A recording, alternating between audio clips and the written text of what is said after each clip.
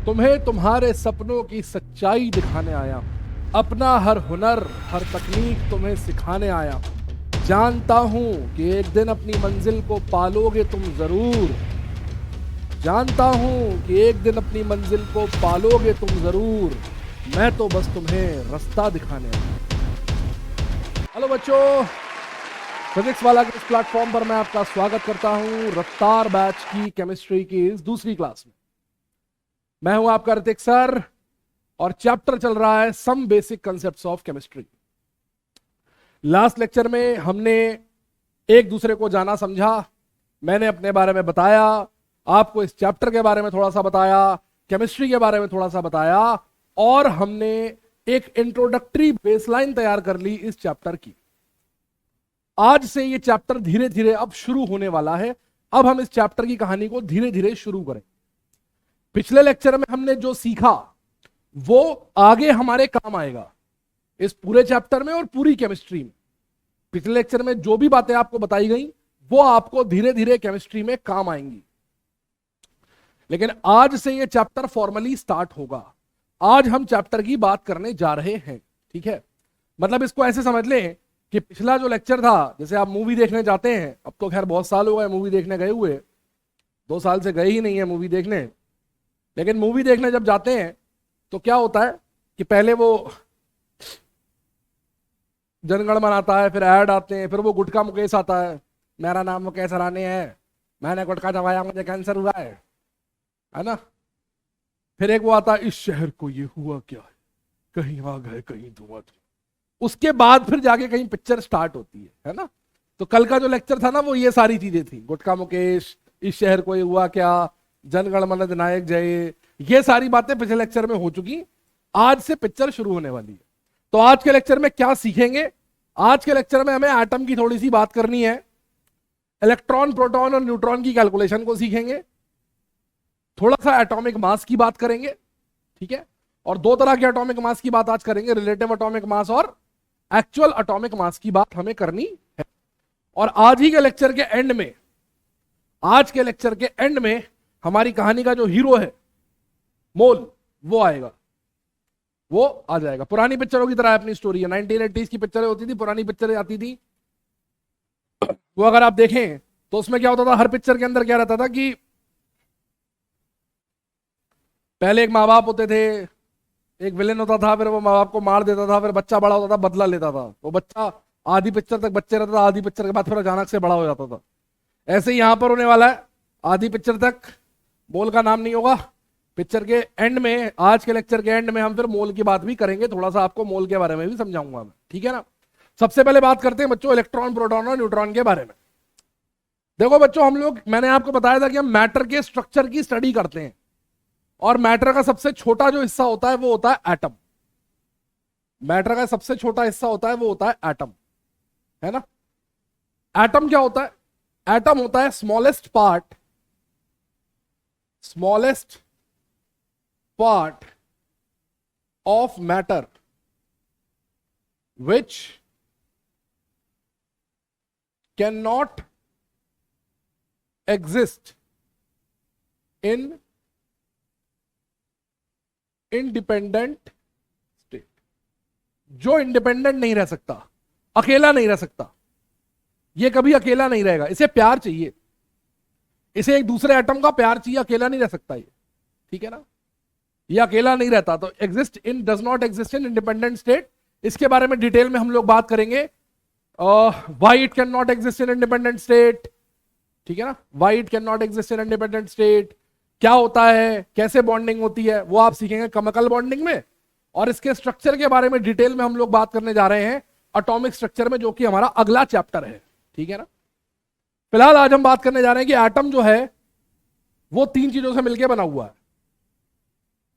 अगर ये एक एटम है तो इस एटम में 3 आइटम है, कम से कम 3 पार्टिकल हैं जो इस एटम के अंदर हैं, ठीक है ना। कौन कौन से हैं वो 3 पार्टिकल? पहला तो है इलेक्ट्रॉन। भाई बेसिकली क्या हुआ था, बेसिकली डाल्टन नाम का एक आदमी था, डाल्टन नाम का एक लौंडा था, जिसने एक थ्योरी दी थी जिसे हम कहते हैं डाल्टन्स एटॉमिक थ्योरी। अब डाल्टन की एटॉमिक थ्योरी क्या थी? डाल्टन की एटॉमिक थियरी क्या थी, ये मैं आपको जब एटॉमिक स्ट्रक्चर पढ़ाऊंगा वहां डिटेल में समझाऊंगा क्या थी। ये सबसे पहली थियरी थी जिसने एटम के स्ट्रक्चर को एक्सप्लेन किया था। एक्चुअली एटम के साथ चक्कर ये कि एटम होता है बहुत छोटा, बहुत ही छोटा।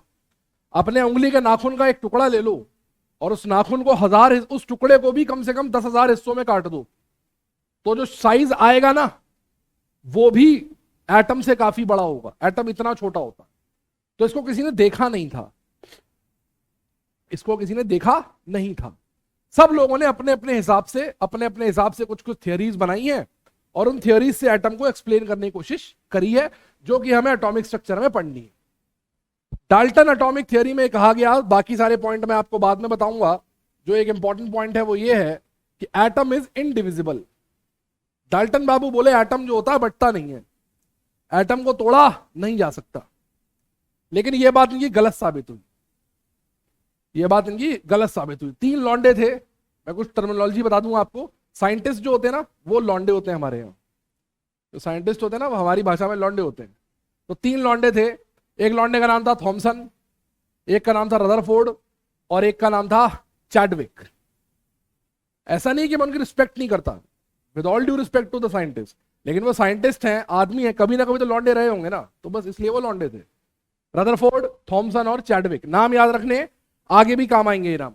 इन्होंने बताया कि भैया ऐसा है, एटम इंडिविजुअल नहीं होता। ठीक है, एटम जो होता है वो इंडिविजुअल नहीं होता। एटम में 3 पार्टिकल्स होते हैं, एक होते हैं इलेक्ट्रॉन्स, एक होते हैं प्रोटॉन्स और एक होते हैं न्यूट्रॉन्स। ठीक है, एक होते हैं इलेक्ट्रॉन्स, एक होते हैं प्रोटॉन्स और एक होते हैं न्यूट्रॉन्स। इलेक्ट्रॉन, प्रोटॉन की, न्यूट्रॉन की संख्या निकालना आज हमें सीखना है। इलेक्ट्रॉन प्रोटॉन की संख्या निकालना आज हमें सीखना है। We are going to learn कि how to calculate the number of electrons, protons and neutrons. ठीक है, चलिए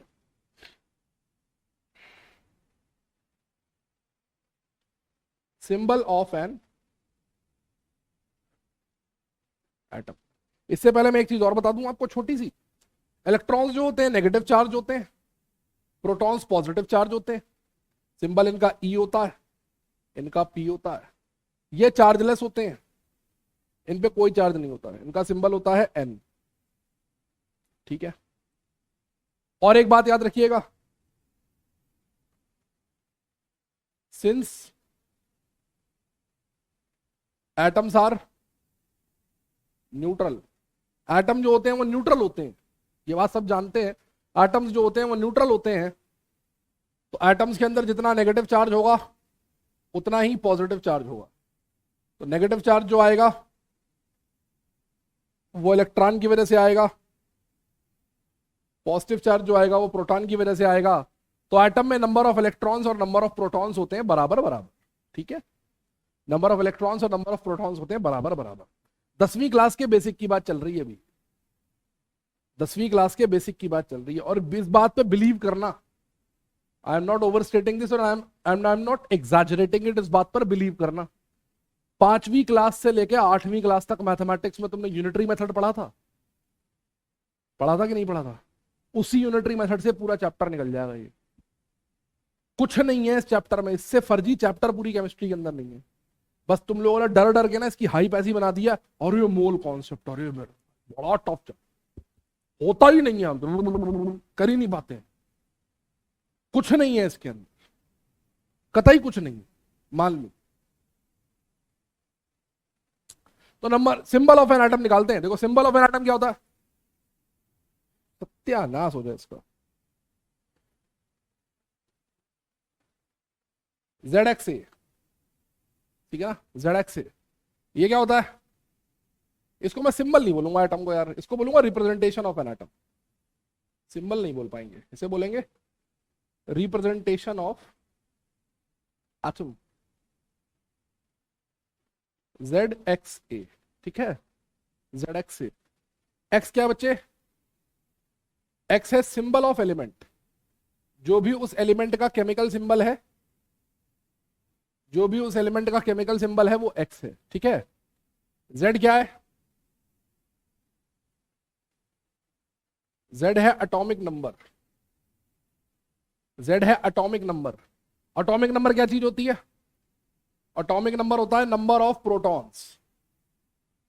और जैसा कि मैंने आपको बताया न्यूट्रल एटम में, क्योंकि एटम न्यूट्रल होता है, तो नंबर ऑफ प्रोटॉन्स बराबर होता है नंबर ऑफ इलेक्ट्रॉन्स। तो इस नीचे वाले नंबर जेड से आपको पता लग जाएगा नंबर ऑफ प्रोटॉन्स और नंबर ऑफ इलेक्ट्रॉन्स। और बेटा ए क्या होता है? ए होता है बच्चे मास नंबर।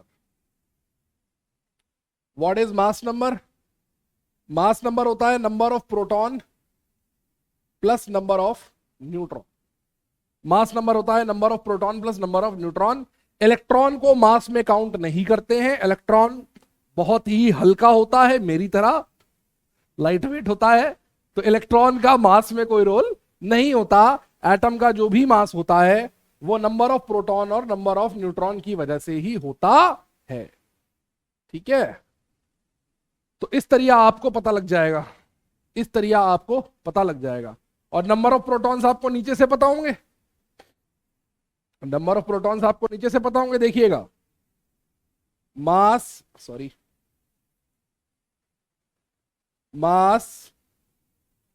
नंबर ए बराबर number of protons plus number of neutrons.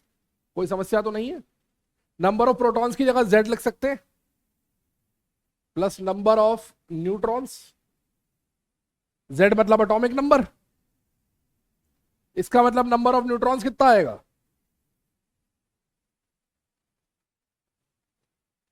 A minus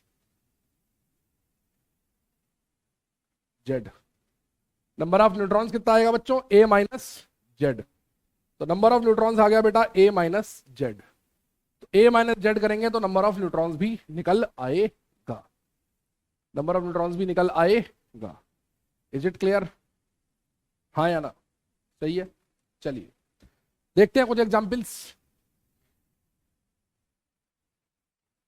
कुछ एग्जाम्पल्स देखते हैं। कुछ एलिमेंट्स मैं आपके सामने लिखूंगा और उनके न्यूट्रॉन प्रोटॉन और इलेक्ट्रॉन आपको निकाल के दिखाऊंगा। ठीक है, कुछ लिखेंगे हम एग्जाम्पल्स। आइए देखते हैं, कुछ एग्जाम्पल्स करते हैं सॉल्व।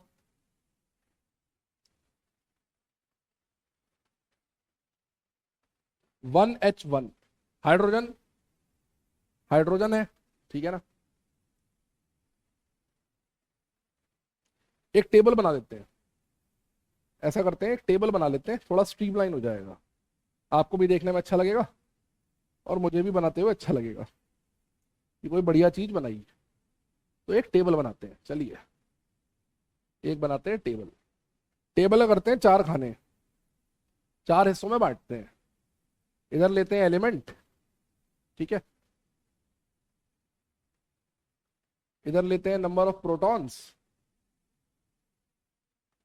इधर लेते हैं number of electrons,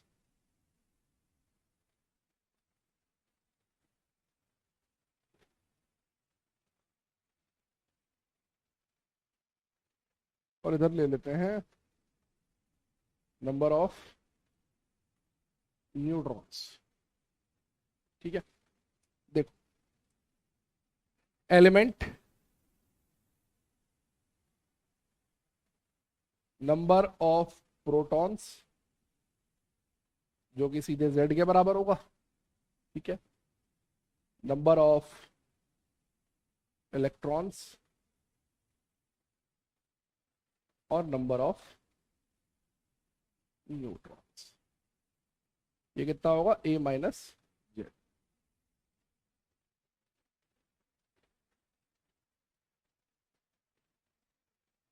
a minus Z, a minus Z मतलब ऊपर वाले में से नीचे वाले को घटा देना।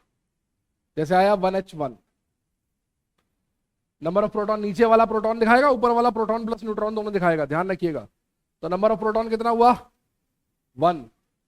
इलेक्ट्रॉन का नंबर किसके बराबर होता है? न्यूट्रॉन के, सॉरी प्रोटॉन के, तो 1 माइनस 1, ये कितना हुआ? 1 माइनस 1 बराबर 0। हाइड्रोजन के न्यूक्लियस में कोई भी न्यूट्रॉन नहीं होता, हाइड्रोजन के न्यूक्लियस में कोई भी न्यूट्रॉन नहीं होता, केवल प्रोटॉन ही प्रोटॉन होते हैं। It is the only nucleus without any neutron. अगला एलिमेंट लेते हैं, चलिए 2He4 हीलियम। हीलियम का एटॉमिक नंबर 2, तो नंबर ऑफ प्रोटॉन्स 2, इलेक्ट्रॉन्स भी 2, न्यूट्रॉन्स 4 माइनस 2, 2, 2 न्यूट्रॉन होते हैं हीलियम के अंदर, 2 न्यूट्रॉन होते हैं हीलियम के अंदर। और एक एग्जांपल लेते हैं 8O16, या 8O16 से पहले लेते हैं 6C कार्बन, 12 लेते हैं कार्बन, 6C12, 6 प्रोटॉन का नंबर, नीचे वाला प्रोटॉन के बराबर इलेक्ट्रॉन का नंबर, ऊपर वाले में से नीचे वाला माइनस कर दिया, कितना आ गया, 6 न्यूट्रॉन आ गए, 6 क्या आ गए, न्यूट्रॉन आ गए, ठीक है ना, 6 न्यूट्रॉन आ गए। 8O16 ऑक्सीजन, 8O16 ऑक्सीजन का एटॉमिक नंबर 8, तो number of protons 8, number of electrons protons के बराबर 8। ये अब तक के 4 एग्जांपलों से आपके दिमाग में कॉन्सेप्ट बनने लगा होगा हीलियम और कार्बन और ऑक्सीजन को देखकर कि अल्टीमेटली नंबर ऑफ न्यूट्रॉन्स जो होते हैं वो तो एटॉमिक नंबर के बराबर ही होते हैं। अल्टीमेटली जो नंबर ऑफ न्यूट्रॉन्स होते हैं वो एटॉमिक नंबर के बराबर ही तो आ रहे हैं, लेकिन ऐसा कॉन्सेप्ट होता नहीं है, गलत है ये। जैसे एग्जांपल देखिए 13Al27,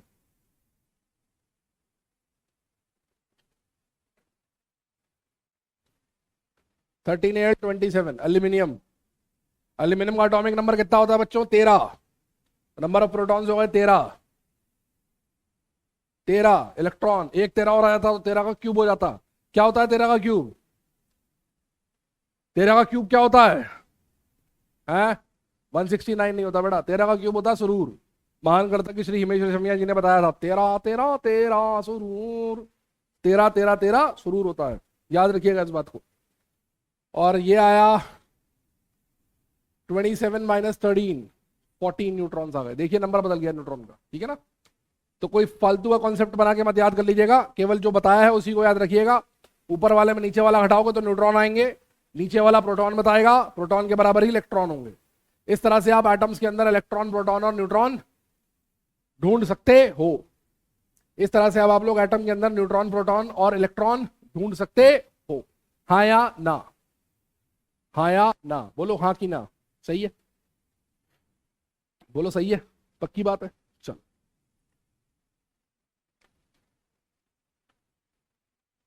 अब मान लो ये तो हमने किस में ढूंढ लिया, न्यूट्रल एटम्स में, ये हमने किस में ढूंढ लिया, न्यूट्रल एटम्स में।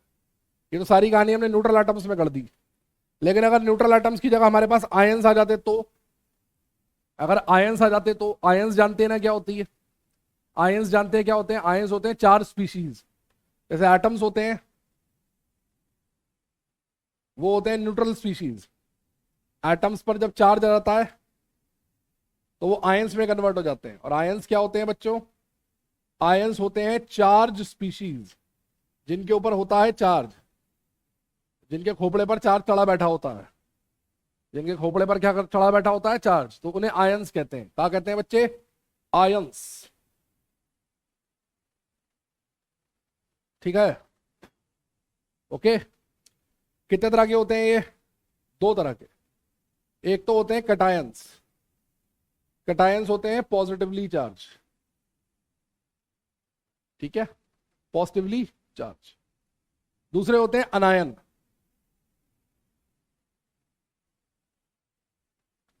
ये होते हैं नेगेटिवली चार्ज। कटायन का एग्जांपल जैसे Na+, जैसे Cu+2, Fe+3, etc। Negatively charge जैसे Cl-, O2-। अच्छा अभी सिंपल आयंस की बात कर रहे हैं, नॉर्मल आयंस की बात नहीं कर रहे हैं, ठीक है ना।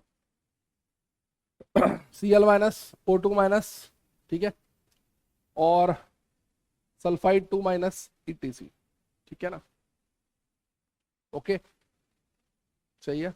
चलिए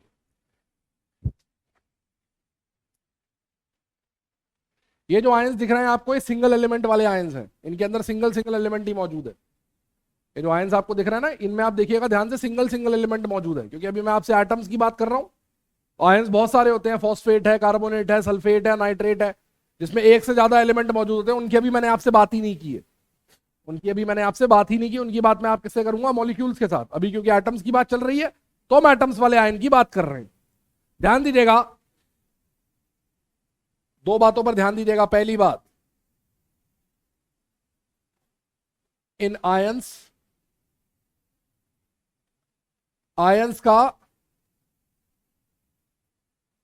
एटॉमिक नंबर और मास नंबर जो होता है is same as parent atom.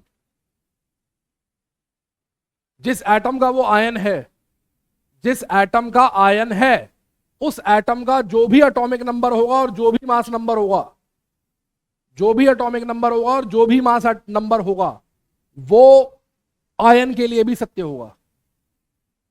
वो आयन के लिए भी सत्य होगा। ठीक है? जो भी एटॉमिक नंबर और मास नंबर होगा वो आयन पर भी लागू होगा। अब बस थोड़ी सी डेफिनेशन चेंज हो जाएगी। यहां पर एटॉमिक नंबर क्या होगा? एटॉमिक नंबर होगा number of protons only. Now atomic number will be number of protons. Since, इसको ऐसे लिखें, सिंबल देके लिखें, एटॉमिक नंबर Z बराबर नंबर ऑफ प्रोटॉन्स। यार ये बार बार लिखा नहीं जाता, आलस आ रहा है, इसे NP करके लिख देते हैं। नंबर ऑफ प्रोटॉन्स मतलब NP। ठीक है? आलसी आदमी हूं मैं, वो तो तुम्हें मेरे को देख के लग ही गया होगा। मास नंबर क्या होता है? A। मास नंबर क्या होता है? A। मास नंबर होता है number of protons plus number of neutrons. ठीक है? प्रोटॉन की संख्या प्लस न्यूट्रॉन की संख्या। ये तो अभी भी वैलिड है, अभी भी वैलिड है ये। ठीक है ना? और नंबर ऑफ न्यूट्रॉन्स,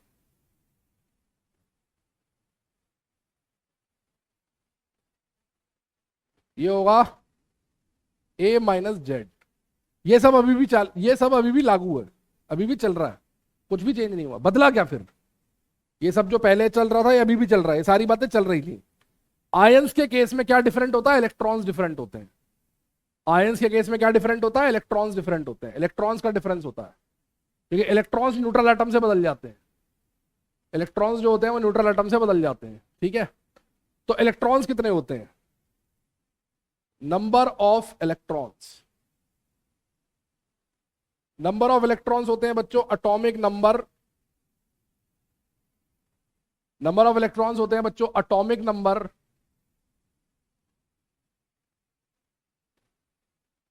यानी कि NP। एटॉमिक नंबर मतलब number of protons minus charge on ion, या फिर एक फॉर्मूला होता है एटॉमिक नंबर बराबर NP plus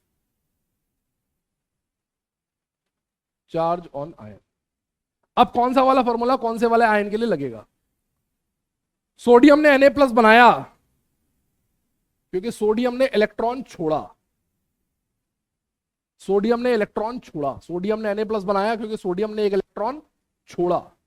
ultimately sodium neutral था, सोडियम ने एक इलेक्ट्रॉन बाहर निकाल दिया, तो नंबर ऑफ प्रोटॉन और नंबर ऑफ न्यूट्रॉन में नंबर ऑफ इलेक्ट्रॉन्स जो थे वो नंबर ऑफ प्रोटॉन से कम हो गए। ध्यान दीजिएगा, इलेक्ट्रॉन प्रोटॉन से कम हो गए। अगर कैटायन है तो कैटायन में इलेक्ट्रॉन्स प्रोटॉन से कम होंगे, क्योंकि कैटायन बनेगा ही तभी जब इलेक्ट्रॉन का लॉस होगा। इलेक्ट्रॉन प्रोटॉन से कम तभी होंगे जब इलेक्ट्रॉन का लॉस होगा, और कैटायंस में होता है इलेक्ट्रॉन्स का लॉस। क्लोरीन ने इलेक्ट्रॉन पकड़ा और Cl- बना दिया। क्लोरीन ने इलेक्ट्रॉन पकड़ा और Cl- बना दिया, इलेक्ट्रॉन का गेन किया। इलेक्ट्रॉन का गेन किया तभी मुंडी पर माइनस चार्ज आया है। NeNP से ज्यादा होगा, इलेक्ट्रॉन्स का नंबर ज्यादा होगा फॉर अनायंस। तो प्रोटॉन्स की तुलना में इलेक्ट्रॉन्स कम होंगे कैटायंस के लिए, प्रोटॉन्स की तुलना में इलेक्ट्रॉन्स ज्यादा होंगे अनायंस के लिए। ठीक है? अब मुझे इस वाले फॉर्मूले से बता दो, एटॉमिक नंबर में से कुछ घटाया है चार्ज ऑन आयन, और चार्ज ऑन आयन का केवल मैग्नीट्यूड घटाना है। मॉड ले लिया मैंने, साइन के साथ नहीं घटेगा, केवल मैग्नीट्यूड घटाना है या मैग्नीट्यूड ही जोड़ना है। ठीक है ना? साइन के साथ नहीं घटेगा या साइन के साथ नहीं जुड़ेगा।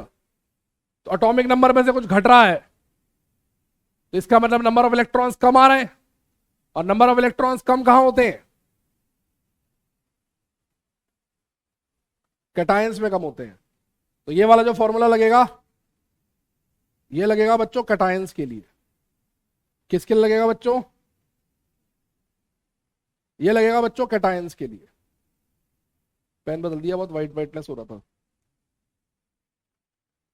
ऐसे ही नंबर ऑफ प्रोटॉन में कुछ जुड़ रहा है तो इलेक्ट्रॉन्स की संख्या बढ़ रही है, तो इलेक्ट्रॉन्स की संख्या बढ़ेगी बच्चों अनायंस के लिए।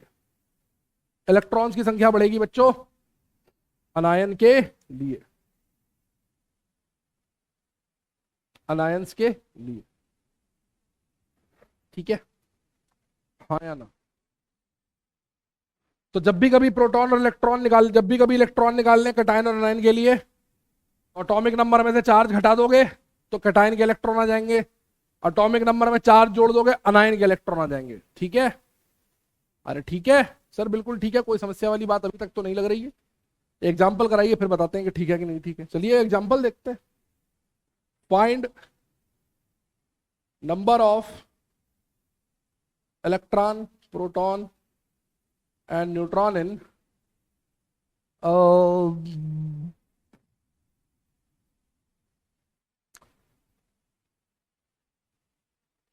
Na+ ion. चलो Na+ आयन के लिए कर लेते हैं। इलेक्ट्रॉन, प्रोटॉन, न्यूट्रॉन निकालने हैं हमें Na+ आयन के लिए। ठीक है, Na+ आयन के लिए, या Na+ छोड़ो, चलो Al+3 कर लो, Al+3 कर लो। ठीक है, find number of electron, proton and neutron in Al+3 ion. ये निकालना है मुझे, इलेक्ट्रॉन, प्रोटॉन, न्यूट्रॉन की संख्या निकालनी है Al+3 आयन के लिए। आइए निकाले, आइए इलेक्ट्रॉन, प्रोटॉन, न्यूट्रॉन की संख्या निकाली जाए।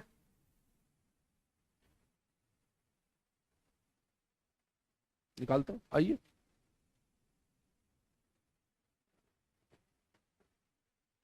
Al होता है 13, Al 27। दो बातों का ध्यान रखना है, इस आयन का एटॉमिक नंबर और इस आयन का मास नंबर चेंज नहीं होने जा रहा है। तो जो एटम के लिए सत्य था वो आयन के लिए भी सत्य है, एटॉमिक नंबर और मास नंबर चेंज होने नहीं जा रहा है। क्लियर है मेरी बात?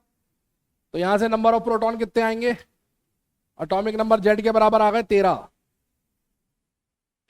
एटॉमिक नंबर Z के बराबर आ गए, कितने आ गए? 13, 13, 13, 13 शुरू। न्यूट्रॉन कितने आएंगे? 27 - 13, ये आ गए 14। 14 न्यूट्रॉन्स आ गए। 14 क्या आ गए? न्यूट्रॉन्स आ गए। आज तुम सोच रहे हो सर अपने बालों पे हाथ नहीं फेर रहे, आज मैं अपने बाल एकदम सेट करके आया हूं। हाँ, आज एकदम मैंने सेट कर रखे हैं बाल अपने, समझ रहे हो? बिल्कुल कतई मैंने एकदम से ना, पानी पी लूं थोड़ा सा। तो ये अपने निकाल लिए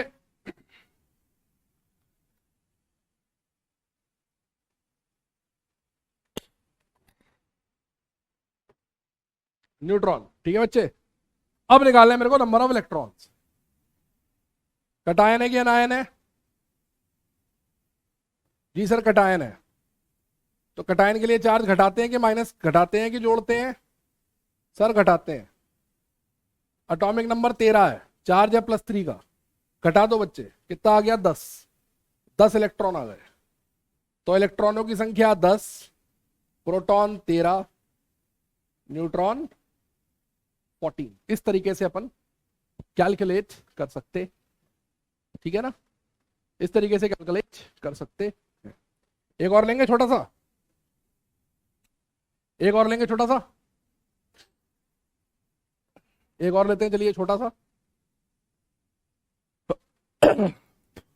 एक और छोटा सा क्वेश्चन लेते हैं। पेन नहीं बदला गया हमसे, पीला पेन कर लेते हैं। क्वेश्चन लिखेंगे पीले से। Find number of proton, number of electron and number of neutron in Cl- के लिए करते हैं। Cl- आयन, Cl- आयन के लिए करना है। प्रोटॉन, इलेक्ट्रॉन, न्यूट्रॉन निकालने Cl- आयन के लिए। क्या सॉल्व होगा?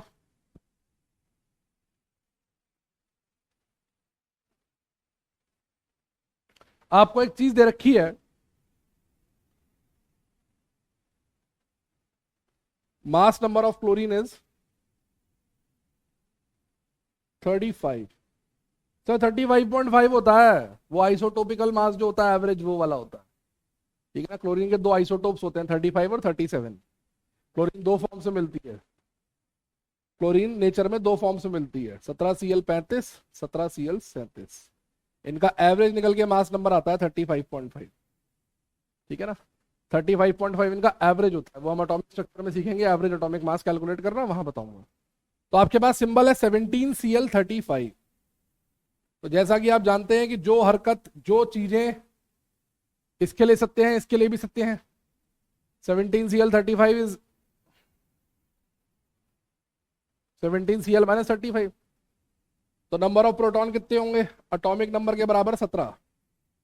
नंबर ऑफ न्यूट्रॉन कितने होंगे, A-Z। ऊपर वाले में से घटा दिया, नीचे वाला आ गया 18। अब आया बेटा नंबर ऑफ इलेक्ट्रॉन्स की बात।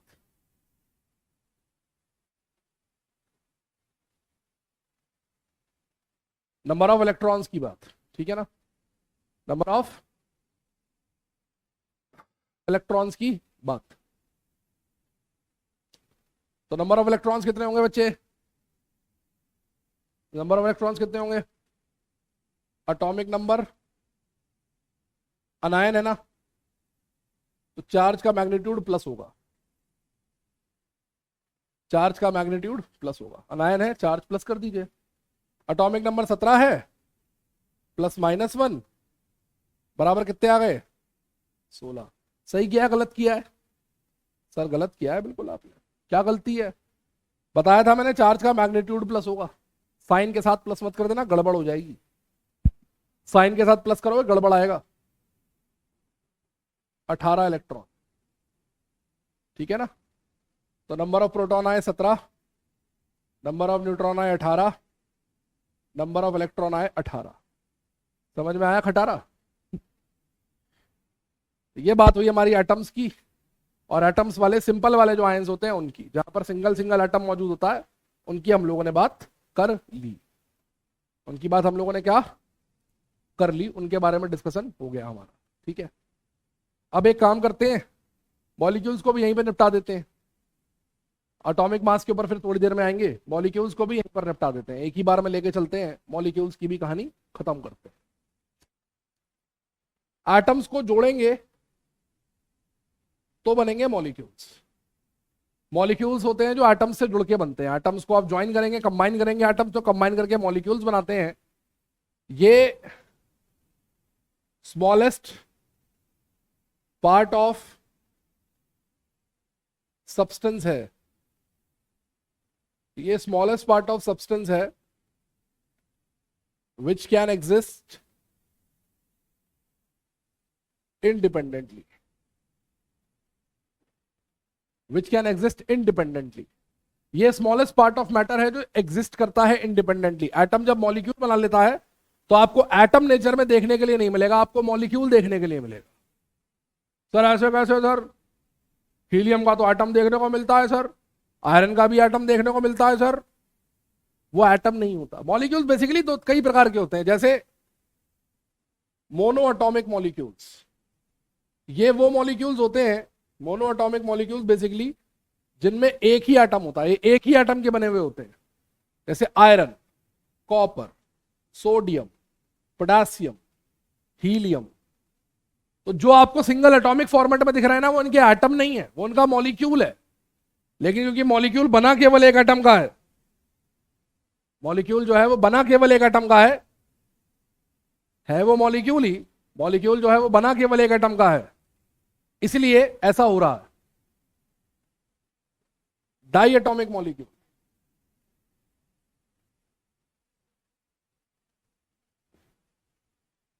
डाई एटॉमिक मॉलिक्यूल्स, दो एटम्स जोड़ दीजिए, H2, O2, N2, F2, Cl2 इत्यादि, ये सारे डाई एटॉमिक हैं, दो दो एटम के बने हुए हैं।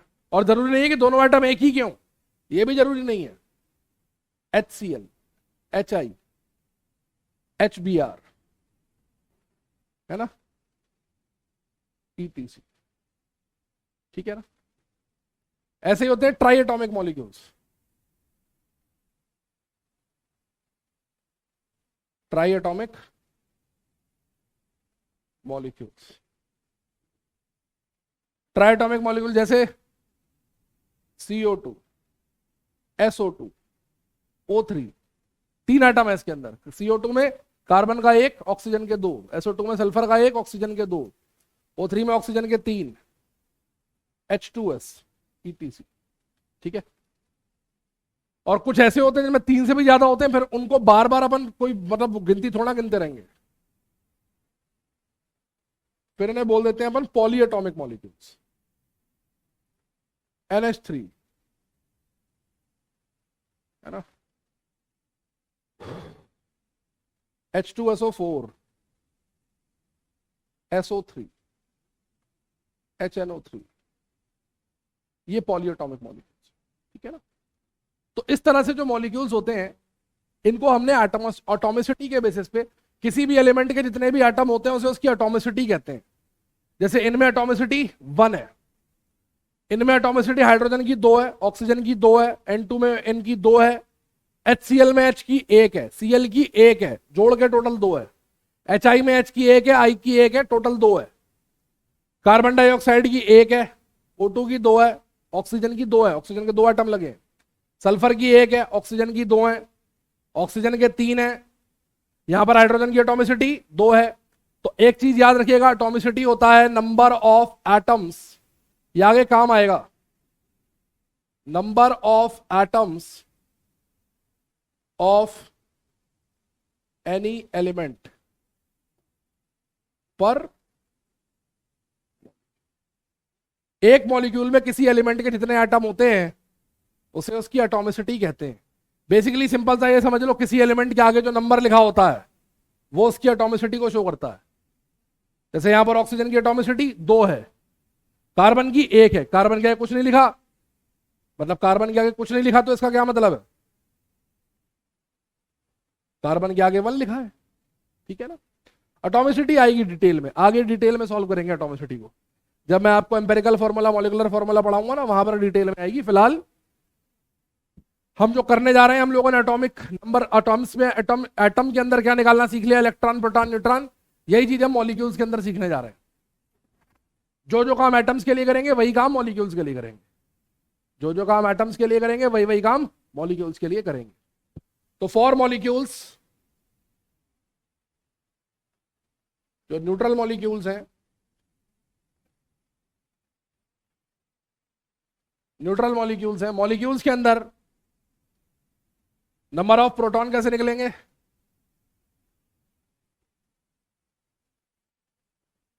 नंबर ऑफ प्रोटॉन्स निकलेंगे सम ऑफ, सिग्मा लगा तो दिया यार, या चलो लिख दो sum of atomic number of all elements, sum of atomic number of all elements. ठीक है। और यही क्या होगा, नंबर ऑफ इलेक्ट्रॉन्स के बराबर भी हो जाएगा, sum of atomic number of all elements.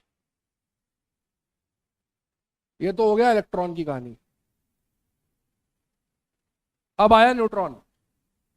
तो न्यूट्रॉन कैसे निकालेंगे, कोई ऐसा फॉर्मूला नहीं है सच, बस यही है कि नंबर ऑफ न्यूट्रॉन्स जो है इन्हें निकालने का भी फॉर्मूला ये है, sum of number of neutrons in each.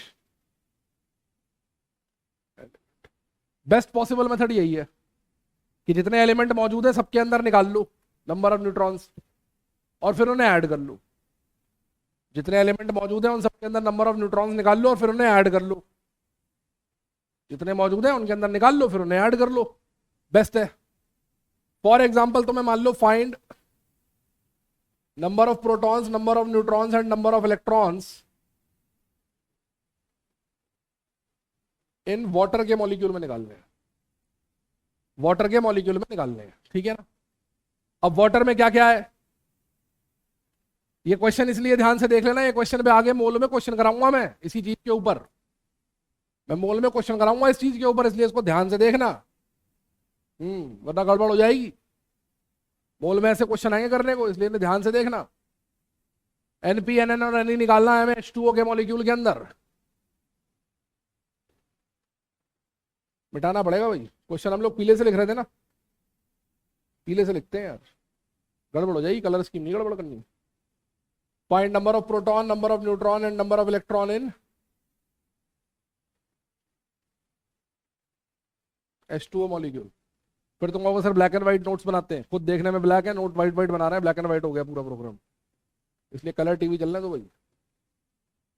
देखो भैया H2O में क्या क्या है, H2O में 2 H के आइटम है और 1 O का आइटम है, ठीक है ना। 2 H के आइटम है और 1 O का आइटम है, तो 2 H के आइटम का क्या हिसाब किताब है, 1H1 और 1H1, ये तो 2 H के आइटम्स है, ठीक है। और जो O का आइटम है उसका क्या हिसाब किताब है, वो है 8O16, 8O16। सबसे पहले नंबर ऑफ प्रोटॉन निकाल लो, यहां निकाल रहा हूं मैं, नंबर ऑफ प्रोटॉन निकाल लो। Sum of atomic number of all the elements बोला मैंने, sum of atomic number of all the elements बोला मैंने। इसका एटॉमिक नंबर 1, इसका 1, इसका 8, 1 + 1 + 8। 1 को 2 बार क्यों जोड़ा, H के 2 एटम्स है ना भाई, कितने आ गए 10। प्रोटॉन कितने आ गए निकल के 10। इलेक्ट्रॉन, एटम मॉलिक्यूल न्यूट्रल है, वो भी 10 होंगे। न्यूट्रल के अंदर जितना पॉजिटिव चाहिए, क्योंकि प्रोटॉन देगा नेगेटिव पॉजिटिव चार्ज, इलेक्ट्रॉन देंगे नेगेटिव चार्ज, और न्यूट्रल करने के लिए दोनों को बराबर होना पड़ेगा, वरना कहानी खराब हो जाएगी। अब आया न्यूट्रॉन, न्यूट्रॉन का गेम तगड़ा है। हाइड्रोजन में कोई न्यूट्रॉन होता है क्या, नहीं होता, 0 + 0। ऑक्सीजन में कितने निकलवाए थे, ऑक्सीजन में कितने निकलवाए थे, 8। टेबल नहीं भी देखना चाहते हो यार, तो ऐसा सच कोई टेबल देखने की इतनी जरूरत है नहीं। टेबल अगर नहीं भी देखना चाहते हो तो ऐसा सच कोई टेबल देखने की जरूरत नहीं है। इलेक्ट्रॉन तो सीधे सीधे निकालने आते ही है ना, सॉरी न्यूट्रॉन, ऊपर वाले में नीचे वाला घटा दो 8, ये तो आता ही है ना। 0 + 0 + 8, न्यूट्रॉन की संख्या हो गई 8। ये सॉल्व हो गया question. 0 + 0 + 10 electron, 10 proton 10 neutron, 10 proton 10 electron 10 neutron. Is it clear, clear है। तो इस तरह से मॉलिक्यूल्स के अंदर निकालते हैं, इस तरह से मॉलिक्यूल्स के अंदर निकालते हैं। एक और करें, करो ना सर, मजा आ रहा है, एक और सॉल्व करें, चलो एक और सॉल्व करते हैं। छोटा सा मॉलिक्यूल पकड़ेंगे इस बार, ज्यादा बड़ा मॉलिक्यूल नहीं पकड़ेंगे। Find number of proton, number of neutron, number of electron in CO2 molecule. CO2 molecule में फाइंड करते हैं, CO2 के मॉलिक्यूल में फाइंड करते हैं। चलो देखो CO2 में कौन कौन है, सफेद से लिखना ना भाई, सब गड़बड़ है। CO2 में कौन कौन है, C है और 2 O है, एक C है और 2 O है, ठीक है ना, एक C है और 2 O है। ओके, C क्या होता है बच्चे, 6C12, 6C बोला है मैंने, कानों को कंट्रोल रखें। 6C12 और ये होता है 8O16। ओके, तो देखिए number of proton, atomic mass of carbon plus oxygen, 2 बार लिख लो ऑक्सीजन का, 2 × ZO, क्योंकि एटम 2 हैं ऑक्सीजन के। 12, सॉरी 6, 2 × 8 22। यह आ गया नंबर ऑफ प्रोटॉन। सही किया है, किया तो सही है, कोई गड़बड़ तो नहीं। Number of electron number of proton के बराबर होंगे 22, ठीक है। अब आओ नंबर ऑफ न्यूट्रॉन के, नंबर ऑफ न्यूट्रॉन के, नंबर ऑफ न्यूट्रॉन के। तो नंबर ऑफ न्यूट्रॉन कैसे निकलेगा, number of neutron in carbon 2 × number of neutron in oxygen, क्योंकि ऑक्सीजन के 2 एटम है। कार्बन में होते हैं 12 - 6 न्यूट्रॉन, 12 - 6 न्यूट्रॉन, ठीक है, बोलो। और इसमें कितने होते हैं, 22 न्यूट्रॉन आ गए निकल के। तो नंबर ऑफ इलेक्ट्रॉन भी 22, प्रोटॉन भी 22 और न्यूट्रॉन भी 22। ठीक है, नंबर ऑफ इलेक्ट्रॉन भी 22, प्रोटॉन भी 22 और न्यूट्रॉन भी 22। तो इस तरह से हम लोग एटम्स के अंदर सीख गए, मॉलिक्यूल्स के अंदर सीख गए। इस तरह से हम लोग एटम्स के अंदर सीख गए, मॉलिक्यूल्स के अंदर सीख गए। ठीक है, एटम्स के अंदर सेट हो गया, मॉलिक्यूल्स के अंदर सेट हो गया, कोई प्रॉब्लम नहीं, कोई प्रॉब्लम नहीं सर, कोई समस्या की बात ही नहीं। अब आ जाओ आयंस के लिए, अब आ जाओ आयंस के लिए, फटाफट आयंस की बात भी कर लेते हैं। फॉर आयन, जैसा कि आप जानते हैं आयंस के लिए नंबर ऑफ प्रोटॉन और नंबर ऑफ न्यूट्रॉन जो रहेगा वो रहेगा same as molecules, same as molecules. जैसे आपने मॉलिक्यूल के लिए किया वही सेम फॉर्मूला आप यहां आयंस के लिए भी लगा सकते हो, कोई चेंज नहीं आएगा। There will be no change, there will be no change. ठीक है, ऐसा आप कर सकते हो, there will be no change. Change कब आएगा? इलेक्ट्रॉन्स में। नंबर ऑफ इलेक्ट्रॉन्स बराबर sum of all atomic numbers, sum of atomic numbers minus charge, या फिर सम ऑफ एटॉमिक नंबर। वही पिछले वाला गेम है, बस इस बार हमने सिंगल एटॉमिक की जगह, क्योंकि बहुत सारे एटम्स होंगे तो ये कर दिया प्लस चार्ज। ये किसके लिए लगेगा? कटायंस के लिए, क्योंकि कटायंस के अंदर इलेक्ट्रॉन कम होंगे, और ये लगेगा अनायंस के लिए, क्योंकि अनायंस के लिए इलेक्ट्रॉन ज्यादा। तो ये फार्मूला आप सीधे सीधे लगा सकते हैं, आंसर आ जाएगा, कोई परेशानी नहीं होगी। फॉर एग्जाम्पल एक छोटका सा क्वेश्चन लेते हैं, छोटका सा प्यारा सा क्वेश्चन लेते हैं। Find NP, Ne and Nn for carbonate ion. Carbonate ion के लिए आपको NP, Nn और Ne फाइंड करना है। मतलब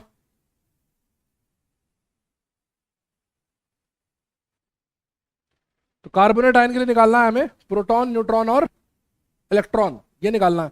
ठीक है, आओ निकालें। सबसे पहले तो प्रोटॉन न्यूट्रॉन निकाल लेते हैं। कार्बोनेट आयन में कौन कौन है भैया?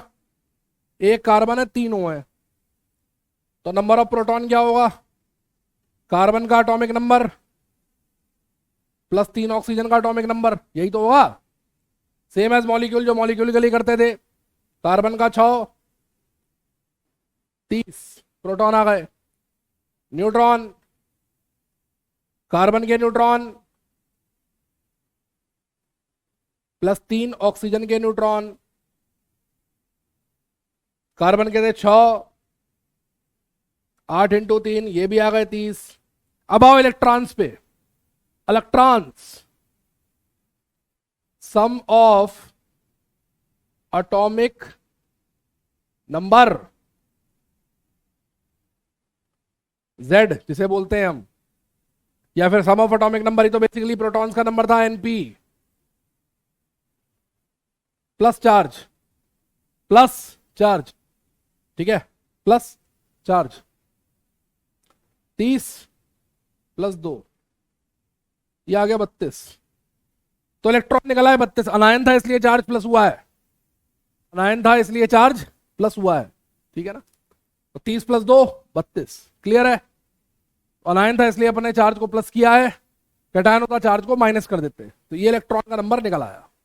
ये तो बात हो गई हमारी एटम्स की, इलेक्ट्रॉन्स की, मॉलिक्यूल्स की, मॉलिक्यूल्स से इलेक्ट्रॉन प्रोटॉन निकालने की।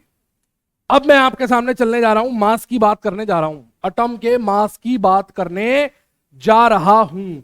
मुझे एटम का मास निकालना है, मुझे एटम का मास निकालना है।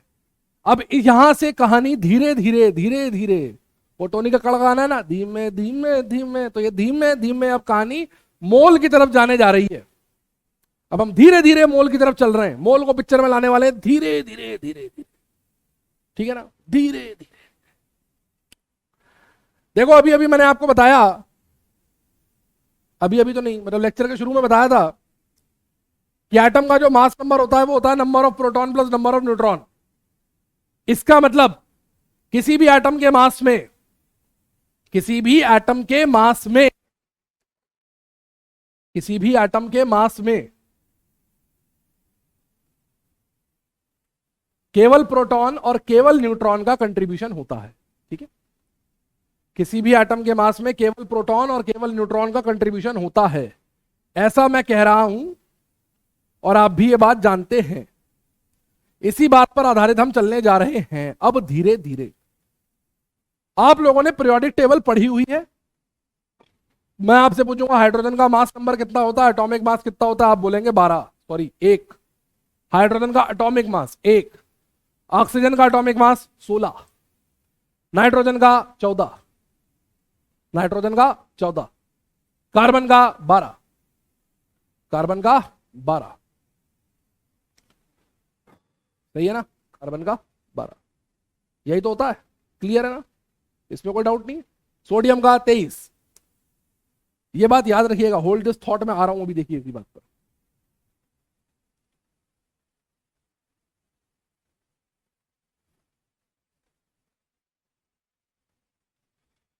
मेरी राइटिंग बस थोड़ी सी अगर धोखा देना बंद कर दे मुझे बीच बीच में तो काम हो जाएगा बच्चों, है ना बच्चों। भगवान का दिया सब कुछ है, इज्जत है, शोहरत है, दौलत है, बस हुस्न नहीं है थोड़ा सा, मतलब हुस्न की थोड़ी कमी है। खैर, एटॉमिक मास यूनिट की बात करते हैं बच्चों। क्या होता है एटॉमिक मास? अगर मुझे एक एटम का मास लिखना है, अगर मुझे एक एटम का मास लिखना है भाई, बेसिकली एटॉमिक मास यूनिट क्या होती है, अब हमें निकालना है atomic mass. Atomic mass unit को हम डिफाइन करने जा रहे हैं, फिलहाल हमें निकालना है एटॉमिक मास। एटॉमिक मास होता है बेटा मास of one atom of any element. किसी एलिमेंट के एक एटम का मास एटॉमिक मास कहलाता है। किसी एटम के एक एटम का मास, एलिमेंट के एक एटम का मास एटॉमिक मास कहलाता है। ठीक है, ध्यान दीजिएगा इस बात पे। किसी एलिमेंट के एक एटम का मास क्या कहलाता है बच्चों? एटॉमिक मास कहलाता है। तो मेरे बच्चों सुनना ध्यान से, एटॉमिक मास क्या होगा बेटे? एटॉमिक मास होगा बच्चे mass of proton plus mass of neutrons. यही होगा, बोलो हाँ या ना। Mass of protons plus mass of neutrons, हाँ या ना? बिल्कुल सही है सर। इसको लिख सकता हूं mass of one proton into number of protons, ऐसे ही plus mass of one neutron into number of neutron. कोई समस्या किसी को? मास ऑफ एक proton into number of protons plus mass of एक neutron into number of neutron. कोई समस्या किसी को? कोई समस्या वाली बात तो नहीं है ना बच्चों। अब देखो बेटा, मास of one proton, mass of one proton बराबर होता है 1.67 इंटू 10⁻⁻24 ग्राम्स। और ये मास एक प्रोटॉन या एक न्यूट्रॉन दोनों का ही होता है। न्यूट्रॉन का हल्का सा ज्यादा होता है, लेकिन हमारी कैलकुलेशन के हिसाब से ये बैठ जाएगा, ये बैठ जाएगा। ठीक है ना, ये क्या हो जाएगा? बैठ जाएगा। ठीक है, तो इसको मैं लिख सकता हूं एनपी प्लस एनएन इंटू 1.67। एक स्टेप खा गया मैं, चलो मैं खाता नहीं हूं स्टेप। इसको लिखता हूं 1.67 10⁻⁻24 gram into number of proton plus neutron का मास भी पुट करता हूं 1.67 into 10⁻⁻24 gram into number of neutrons. सही है ना? बोलो बेटे, बोलो बेटे, सही है ना बेटे? हाँ बेटे। इसको लिख दूंगा बेटे NP plus NN into 1.67 into 10⁻⁻24 gram. सही है ना बेटे?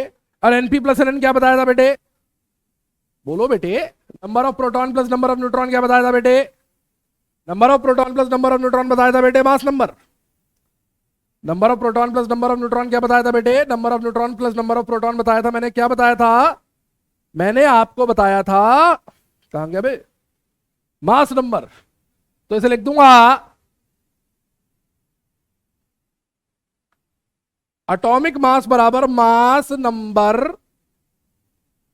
इंटू 1.67 इंटू 10⁻⁻24 ग्राम। ये एटॉमिक मास बराबर मास नंबर इंटू 1.67 इंटू 10⁻⁻24 ग्राम। काम की चीज है, थोड़ी देर बाद यूज आएगी, थोड़ी देर बाद यूज आएगी, ये भी यूज आएगा।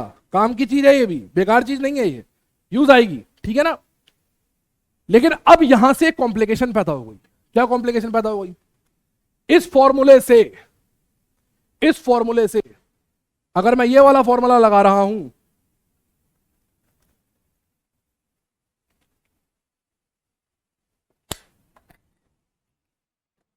तो इस फॉर्मूले से एक समस्या पैदा हो गई।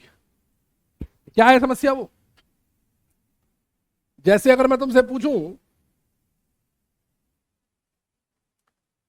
कि बताओ बेटा एटॉमिक मास ऑफ कार्बन कितना होता है, तुम तड़ से कहोगे सर 12। तुम कहोगे तड़ से 12, जबकि मेरे फॉर्मूले से कितना आ रहा है? 12 into 1.67 into 10⁻⁻24 gram.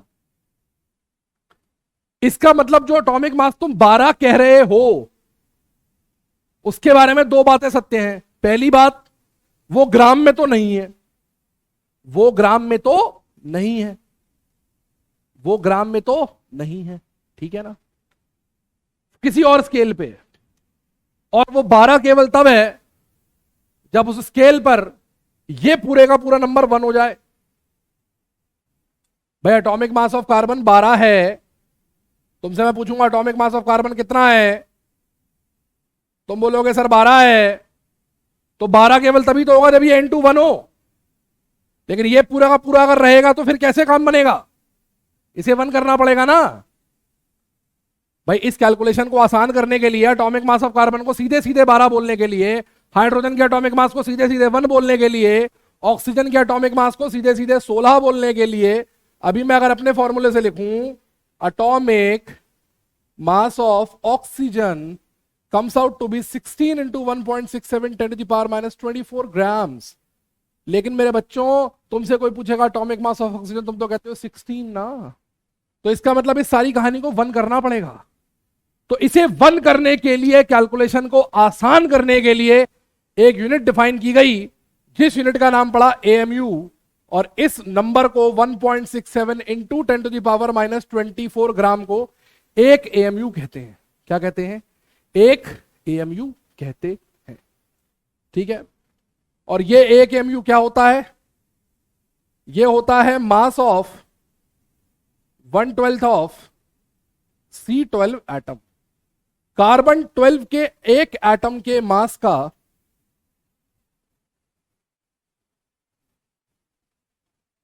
Mass of 1/12 of, sorry क्या बोल रहा हूं मैं, ये होता है कार्बन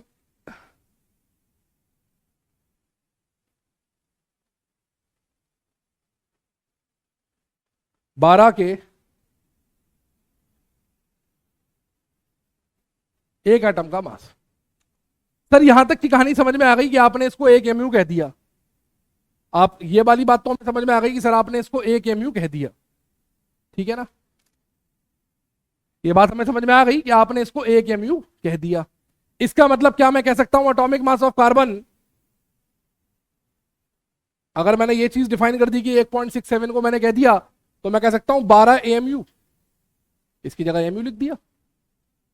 ऐसे इसे कह सकता हूं 16 AMU, इसकी जगह AMU लिख दिया। हाँ या ना? बोलो हाँ या ना, सही है ना? कोई प्रॉब्लम तो नहीं किसी को? कोई प्रॉब्लम नहीं है ना?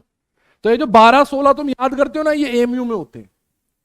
तो कितनी आसान हो गई जिंदगी, सारा हट गया, गंदगी हट गई सारी की सारी। तो कितनी आसान हो गई जिंदगी, कितने आराम से हम लोगों ने इसको AMU में कन्वर्ट कर लिया, कोई टेंशन की बात ही नहीं रही, जिंदगी एकदम अंकित हो रही है। ये समझ में आ गया सर? ये नहीं समझ में आया, ये क्या कहानी है? 1/12 of mass of 1 atom of C12, ये क्या कहानी है? बेटा मास एक ऐसी क्वांटिटी होती है जो हमेशा किसी ना किसी के रेफरेंस में नापी जाती है। सब्जी लेने जाओ, सब्जी वाले से बोलो भैया 1 किलो आलू दे दो, सुबह से ना एक भी आलू बिका है, ना बिका है आधा कांदा। सब्जी वाले के पास जाओ, सब्जी वाले से बोलो भैया 1 किलो आलू दे दो, वो क्या करेगा?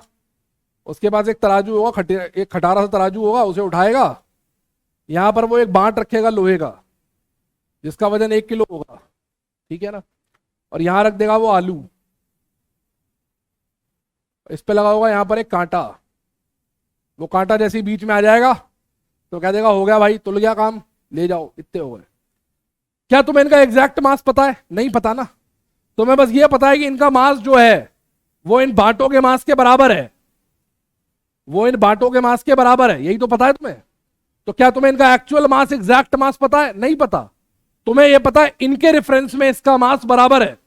तो मास किसी भी एटम का आप एक्चुअल तो निकाल ही नहीं पाओगे, किसी ना किसी के रेफरेंस में निकालोगे, किसी ना किसी के रेफरेंस में निकालोगे। वो रेफरेंस किसी ना किसी एटम को तो लेना था, वो रेफरेंस किसी ना किसी एटम को तो लेना था।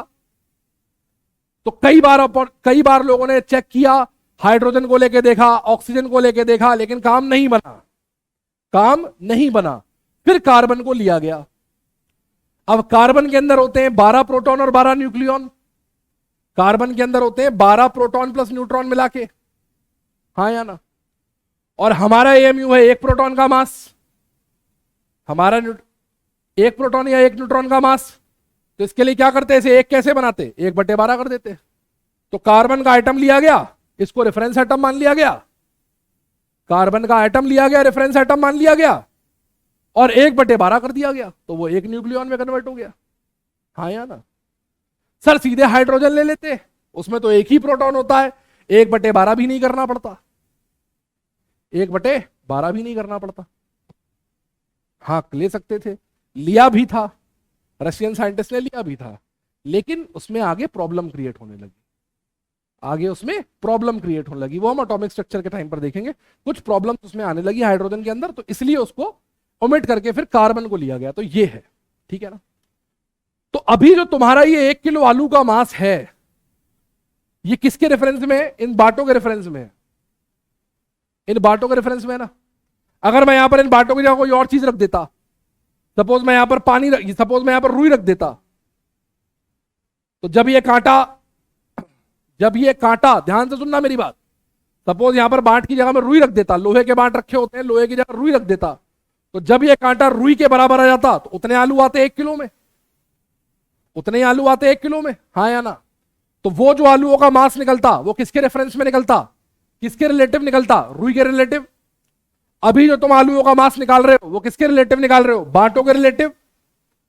मतलब मास हमेशा एक ऑब्जेक्ट का किसी ना किसी के रिलेटिव निकाला जाता है, और जितने भी एटम्स हैं उनका जो मास आप निकाल रहे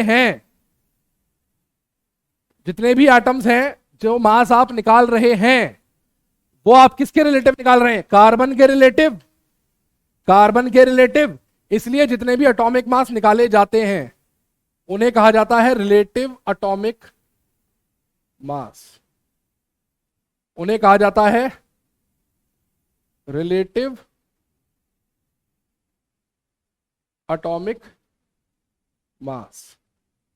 प्यार से जय Shri Ram,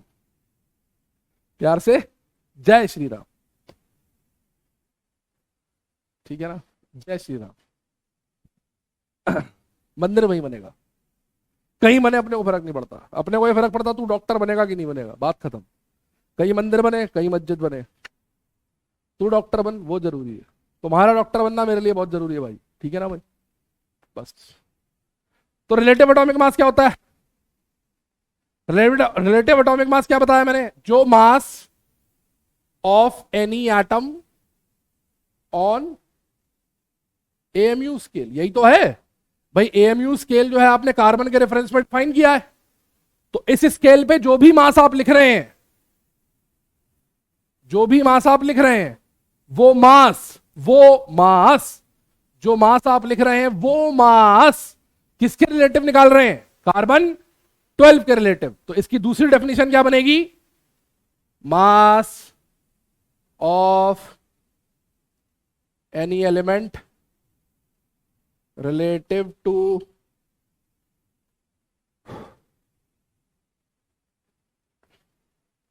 1/12 of mass of, इसके रिस्पेक्ट में जो किसी एटम का मास निकलेगा, इसके रिस्पेक्ट में जो किसी एटम का मास निकलेगा, इसके रिस्पेक्ट में जो मास निकलेगा उसे बोलेंगे हम, क्या बोलेंगे भैया? Relative atomic mass. तो अगर मैं रिलेटिव एटॉमिक मास का फॉर्मूला लिखूं,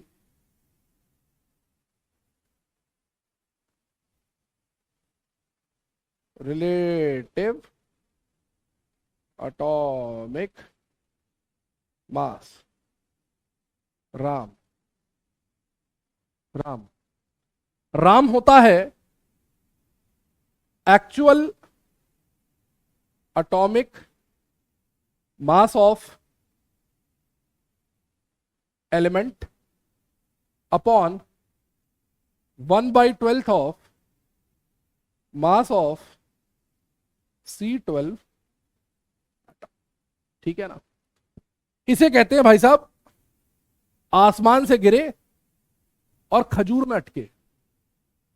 रिलेटिव एटॉमिक मास का फॉर्मूला पढ़ने गए थे, चौबे जी छब्बे जी बनने गए थे, दुबे जी बन के वापस आ गए। इसमें फंस गए एक्चुअल एटॉमिक मास में। ये क्या भला होती है एक्चुअल एटॉमिक मास? मैंने कहा था ना काम की चीजें काम आएगी। ये है एक्चुअल एटॉमिक मास। ये जो एटम का मास है ये ग्राम में लिखा गया है, और ग्राम कोई स्पेसिफिकली डिफाइंड यूनिट नहीं है, ग्राम SI डिफाइंड यूनिट है।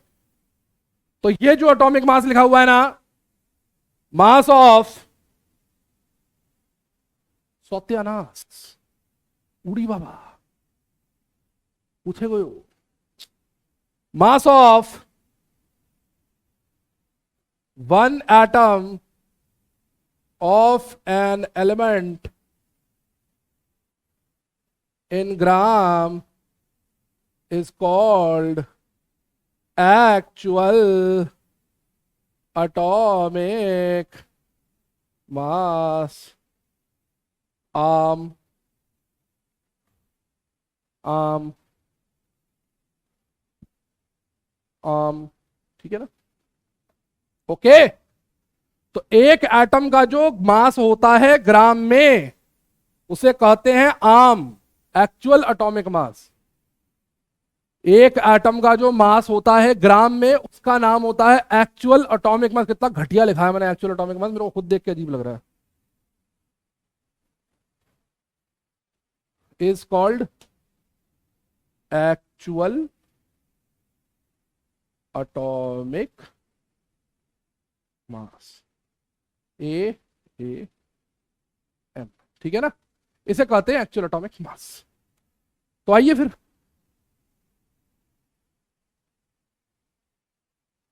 एक्चुअल एटॉमिक मास क्या होता है बच्चे?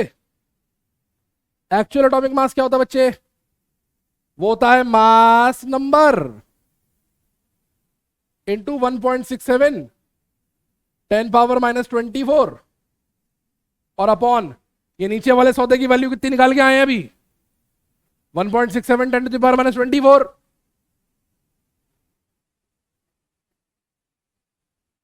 ये काटे वो काटे, रिलेटिव एटॉमिक मास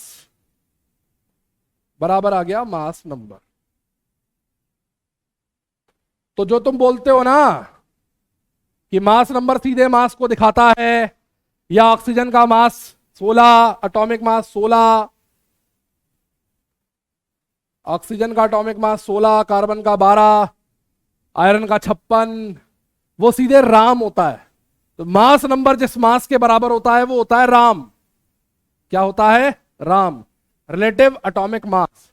अच्छा यहां ऊपर ग्राम था, यहां भी ग्राम था, ग्राम से ग्राम निपट गया तो RAM is unitless. RAM is unitless.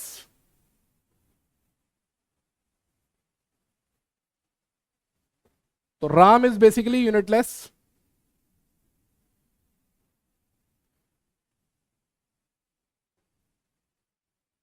RAM is unitless. ठीक है, RAM is unitless. but it is conventional to suffix AMU और U होता है यूनिफाइड मास, AMU का ही छोटा नाम है, कोई नई चीज नहीं है, AMU का ही छोटा नाम है, बिहाइंड इट्स वैल्यू। वैसे तो ये यूनिटलेस ही होता है, अपन बोलते भी यूनिटलेस है। Atomic mass of carbon 12, atomic mass of oxygen 16, atomic mass sodium 23, magnesium 24, 1 से लेकर 40 तक के सबके याद होने चाहिए। कैल्शियम का 40, यही तो बोलते हैं। फास्फोरस का 31, पोटेशियम का 39, 40 भी होता है कई जगहों पर। तो 1 से लेकर 40 तक सबके याद होने चाहिए। कैल्शियम का, पोटेशियम का होता है 39, कैल्शियम का होता है 40, तो हाइड्रोजन से लेकर कैल्शियम तक के याद होने चाहिए सबको, ठीक है। लेकिन अगर आप नेट पे देखोगे relative atomic mass of sodium, तो लिख के आएगा 23U या 23 AMU, गूगल बाबा से पूछोगे। ऐसे एटॉमिक मास ऑफ मैग्नीशियम निकल के आएगा 24 AMU।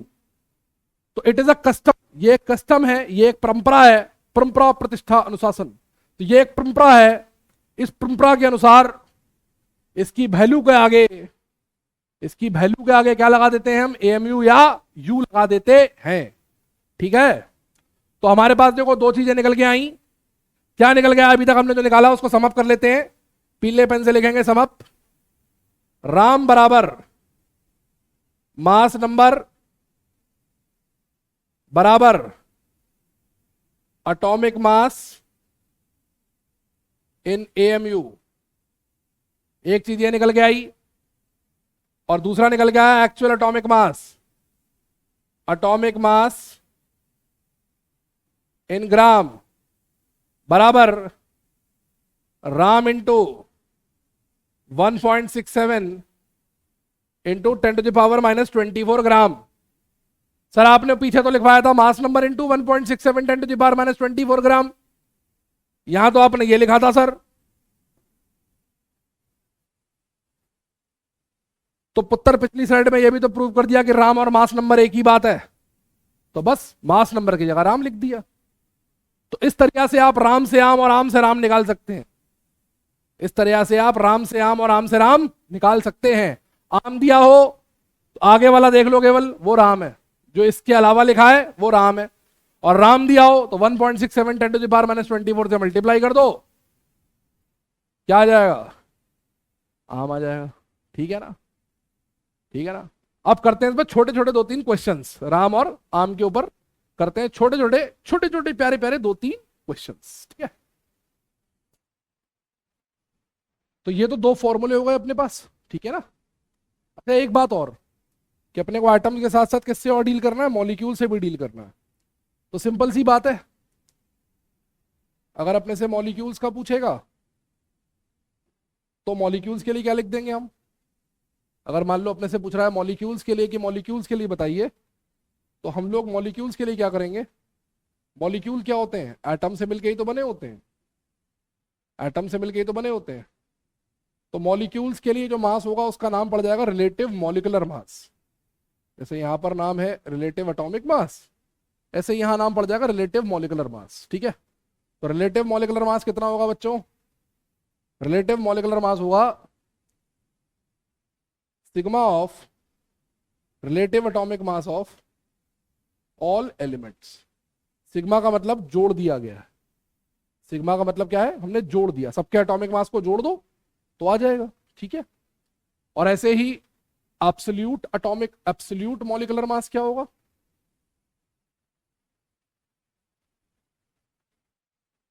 एब्सोल्यूट मॉलिकुलर मास क्या होगा, एब्सोल्यूट मॉलिकुलर मास होगा sigma of RAM, Ram ji को जोड़ दो और 1.67 10⁻⁻24 से मल्टीप्लाई कर दो, आंसर आ जाएगा। तो मॉलिक्यूल्स का अगर करना है तो इस तरीके से होगा, और एटम्स का तो फॉर्मूला मैंने तुम्हें बता ही दिया, ठीक है ना। देख रहे हो कितनी भारी भारी बातें हो रही हैं, बोर्ड भी हैंग हुआ। चलो वापस आ गई बोर्ड की जान, तो इसको जरा बंद कर देते हैं डब्बे के अंदर इसको भी, और अब करते हैं इस पर छोटे छोटे 2-3 क्वेश्चंस, छोटे छोटे प्यारे प्यारे नन्हे नन्हे क्वेश्चंस। जैसे पहला क्वेश्चन है, find out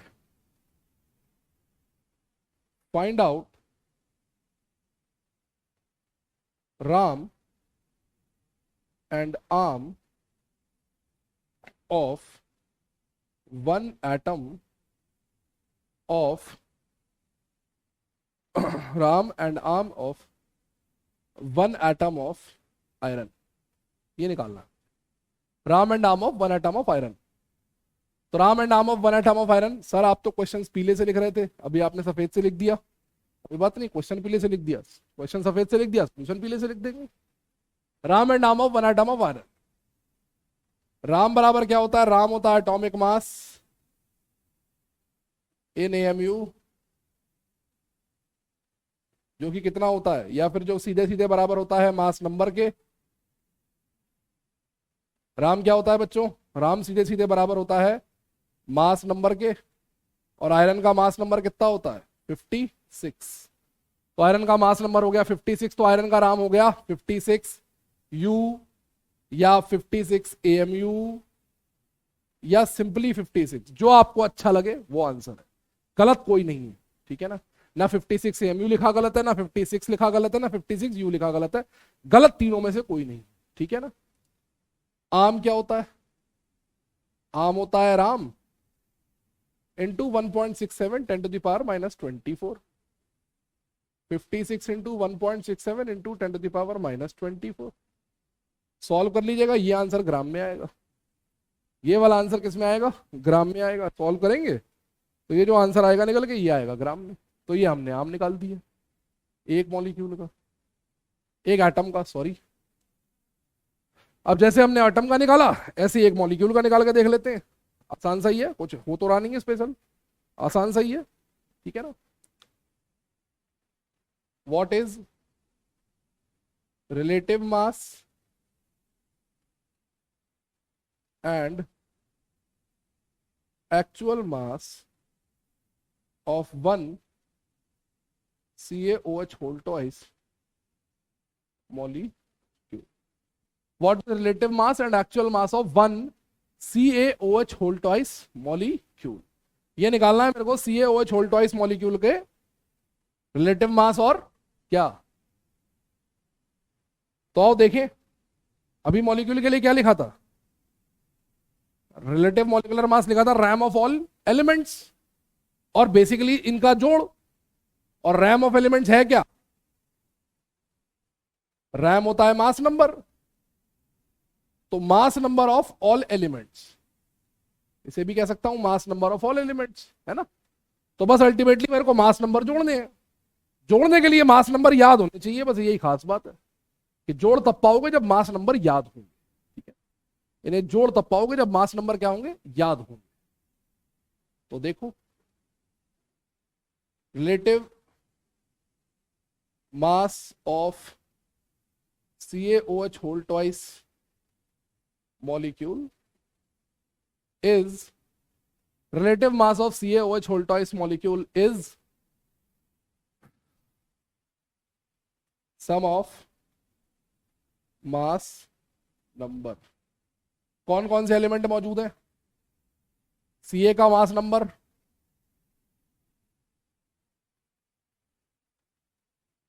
Ca plus 2 times mass number of oxygen plus mass number of hydrogen, यही तो होगा। मास नंबर ऑफ Ca, ए से सिंबल होता है तो A, और 2 times AO plus H। Ca का होता है बच्चों 40, 2 times 16 plus 17 OH, sorry 16 plus 1 OH 2 है ना, इसलिए 2 टाइम्स किया। 40 प्लस 17 इंटू 2, 40 प्लस 34 74। 74 AMU लिखें या सिंपली 74 लिखें, गलत दोनों में से कोई नहीं है, फिर बता रहा हूं बार बार। AMU लिखा हुआ भी गलत नहीं है और AMU ना लिखा हुआ भी गलत नहीं है। एक्चुअल मॉलिक्यूलर मास वो होगा 74 into 1.67 10 to the power minus 24 gram. 74 into 1.67 into 10⁻⁻24 ग्राम। 11वीं क्लास के स्टूडेंट हो, इतनी उम्मीद तुमसे कर सकता हूं कि मल्टीप्लाई तो कर ही लोगे, है ना, मल्टीप्लाई तो कर ही लोगे। इन दोनों को मल्टीप्लाई कर देना, 10⁻⁻24 अपने आप चुपचाप बैठी रहे, ये कोई टेंशन की बात नहीं है, ठीक है। तो ये कहानी हो गई हमारी एटम्स की, मॉलिक्यूल्स की, उनके मासेस की, ये सारी बातें हम लोगों ने कर ली। अब आज का लेक्चर खत्म होने से पहले, जैसा कि मैंने आपसे वादा किया था, क्या लाऊंगा आपके सामने? मोल लाऊंगा आपके सामने। तो मैं मोल लेके जा रहा हूं आपके सामने, ठीक है ना। मैं आपके सामने क्या लेके आ रहा हूं? मोल लेके आ रहा हूं। क्या होता है बच्चों मोल? बच्चों क्या होता है mole? What is a definition of mole? ये मोल है क्या? जब आप केले खरीदने जाते हैं राजस्थान के अलावा किसी और स्टेट में, राजस्थान में तो किलो में बिकते हैं केले, लेकिन अगर आप यूपी में हैं, बिहार में हैं और केले खरीदने जा रहे हैं तो केले दर्जन में मिलते हैं, अंडे दर्जन में मिलते हैं। तो आप दुकान वाले के पास जाते हैं, कहते हैं भैया 1 दर्जन अंडे दे देना, तो वो अपने आप 12 अंडे दे देता है। दुकान वाले से कहते हैं भैया 2 दर्जन केले दे देना, तो वो अपने आप ही आपको 24 केले दे देता है। मोजे खरीदने जाते हैं तो मोजे जोड़ी में मिलते हैं, ऐसा तो नहीं होता कि एक पैर के खरीद लाते हैं दूसरे पैर के छोड़ देते हैं। तो मोजे जोड़ी में होते हैं, एक जोड़ी में 2 ऑब्जेक्ट होते हैं, एक पेयर में 2 ऑब्जेक्ट होते हैं, 1 डजन में 12 ऑब्जेक्ट होते हैं, हाँ या ना, ठीक है ना। तो इसी तरह से मोल में, मोल क्या है? मोल है set of 6.022 into 10⁻23 species. Set of 0.2 into 6.022 into 10⁻23 species put together. अगर कहीं पर इतनी चीजें एक साथ रख दी जाएं, 6.022 इंटू 10⁻23 स्पीसीज, इतनी चीजें अगर एक साथ रख दी जाएं तो इसे हम लोग एक मोल कहते हैं। जैसे 12 चीजों को 1 दर्जन कहते हैं, ऐसे इतनी चीजों को 1 मोल कहते हैं। तो अगर कहीं पर कोई इतनी सारी चीजें एक साथ रख दे तो हम कह देंगे वो 1 मोल रखा हुआ है। आसमान में अगर इतने तारे हैं तो मतलब आसमान में 1 मोल तारे हैं। तुम्हारे सर पर अगर इतने बाल हैं तो मतलब तुम्हारे सर पर 1 मोल बाल है। मेरे बैंक अकाउंट में अगर इतना पैसा है तो मतलब मेरे पास 1 मोल पैसा है। और ये 1 मोल पैसा इतना बड़ा अमाउंट है, इतना बड़ा अमाउंट है कि मुकेश अंबानी जो इंडिया का सबसे रिचेस्ट आदमी है, 1 सेकंड में अगर 10⁹ रुपीज भी कमा रहा है, इस रेट से कमाए तो इतना पैसा कमाने में लगभग 10 करोड़ साल लग जाएंगे उसे। ये इतना बड़ा नंबर है कि इतना पैसा लगाने में 10 करोड़ साल लग जाएंगे, इतना पैसा कमा पाएगा तब जाके 1 मोल रुपया कमाने में। तो मैं तो भगवान से कुछ मांगता ही नहीं हूं, सुबह शाम भगवान से यही मांगता हूं, भगवान कुछ दे ना दे, अकाउंट में 1 मोल रुपया दे दे, बस बात खत्म। अकाउंट में 1 मोल रुपया दे दे और जिंदगी में कुछ चाहिए ही नहीं, फिर कोई डिमांड ही नहीं है ना, फिर कुछ चाहिए नहीं जिंदगी में, कोई डिमांड ही नहीं है। तो कुछ दे या ना दे लेकिन 1 मोल रुपया दे दे, बस बात खत्म है, फिर जिंदगी में कुछ नहीं चाहिए, ठीक है ना। तो अवोगाद्रो नंबर इसे कहते हैं, 1 मोल को अवोगाद्रो नंबर कहते हैं। तो सिंस हम केमिस्ट्री पढ़ रहे हैं और केमिस्ट्री में हम एटम्स और मॉलिक्यूल से डील करते हैं, इसलिए हम कह देते हैं कि भैया अगर कहीं पर 6.022 इंटू 10⁻23 एटम्स हैं तो इसे हम 1 मोल कह देते हैं, 1 मोल एटम्स कह देते हैं। और कहीं पर अगर 6.022 इंटू 10⁻23 मॉलिक्यूल्स हैं तो हम कह देते हैं कि 1 मोल मॉलिक्यूल्स है, 1 मोल मॉलिक्यूल्स है, ऐसा हम बोल देते हैं। कि कहीं पर अगर 6.022 इंटू 10⁻23 एटम्स हैं तो हम बोल देते हैं भैया 1 मोल एटम्स हैं, और 6.022 इंटू 10⁻23 मॉलिक्यूल्स हैं तो 1 मोल मॉलिक्यूल्स हैं। और इसी से लोग समझने लगते हैं कि मोल तो केमिस्ट्री की क्वांटिटी है। नहीं भैया, मोल केमिस्ट्री की क्वांटिटी नहीं है, मोल सिंपली बस एक नंबर है। वो नंबर ये है क्योंकि हम केमिस्ट्री में डील करते हैं, इसलिए केमिस्ट्री में एटम्स और मॉलिक्यूल्स की संख्या को मोल से एक्सप्रेस कर देते हैं। एक बहुत बड़ा नंबर है। तो कहीं पर अगर बहुत सारे एटम्स हो, क्योंकि एटम बहुत छोटा होता है, तो एटम इतना छोटा होता है, कहीं पर अगर बहुत ज्यादा संख्या में एटम इकट्ठे हो जाएं तो जोड़ी से दर्जन से हमारा काम चलता नहीं, जोड़ी से दर्जन से हमारा काम चलता नहीं। तो हमने इस नंबर को कह दिया 1 मोल, बोल दिया कि अगर इतने एटम्स कहीं पर दिख रहे हैं तो इसका मतलब 1 मोल है। इतने एटम्स अगर हमें कहीं पर दिख रहे हैं तो इसका मतलब क्या है, 1 मोल है। ठीक है, अच्छा अब देखना मजे की बात, अब देखना मजे की बात, अब आएगा मजा। इस मजे से निकलेगी मोल की दूसरी डेफिनेशन, इस मजे से निकलेगी मोल की दूसरी डेफिनेशन, और वो पॉइंट वो वाला पॉइंट होगा जहां पर मैं आज का लेक्चर रोकूंगा। ठीक है ना। तो क्लिफ हैंगर होता है ना, जैसे कि सीरियल होते हैं, वेब सीरीज वगैरह देखते हो आप लोग, तो क्या होता है, एक एपिसोड खत्म होता है, सर आप पिक्चरें बहुत देखते हो, वेब सीरीज बहुत देखते हो, सारे एग्जाम्पल पिक्चर के वेब सीरीज के दे रहे, चैप्टर टू चैप्टर एग्जाम्पल बदलते रहते। ठीक है ना। मेरे एग्जाम्पल जनरली उन चीजों के होते हैं जिन चीजों से आप आइडेंटिफाई कर पाए, जो चीजें आपको पता है। तो क्लिफ हैंगर पे छोड़ते हैं एपिसोड, कि वो मारने जा रहा हो, गोली बंदूक ले खड़ा है, बंद कर दिया, डायरेक्टेड बाई फलाना ढिमका। अब अगले एपिसोड को देखो तो पता लगेगा, वो आएगा 1 हफ्ते बाद, बैठो 1 हफ्ते तक, है ना। तो यही चीज करने जा रहे हैं। लेटर से मैं निकालने जा रहा हूं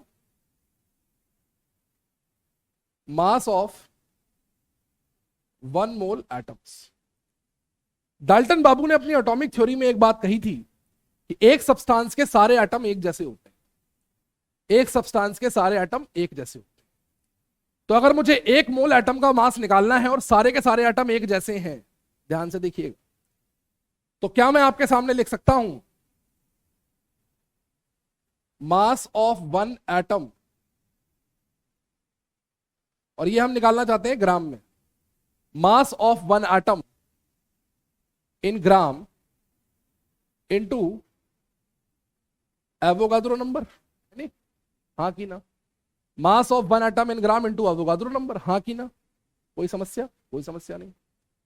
भैया मास ऑफ 1 एटम क्या होता है, ये होता है Ram into 1.67 into 10⁻⁻24 gram into Na। सही है। पहले मैं नहीं बता सकता था, लेकिन अब चूंकि मैंने Na इंट्रोड्यूस कर दिया है, अब मैं आपको बता सकता हूं।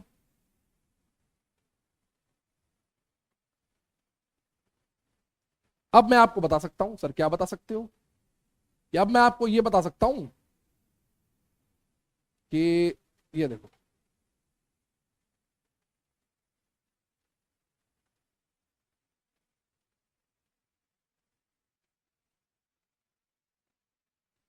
ये मास ऑफ प्रोटॉन और न्यूट्रॉन होता है 1.67 10⁻⁻24 ग्राम। इसको 1/Na कहते हैं, ये नंबर 1/Na होता है। ये बात याद रखेंगे, ये रिलेशन, और ये रिलेशन बड़ा मजेदार रिलेशन है, बहुत जगह हेल्प करेगा हमारी। ठीक है ना। तो ये देखो, Ram into 1/Na into Na।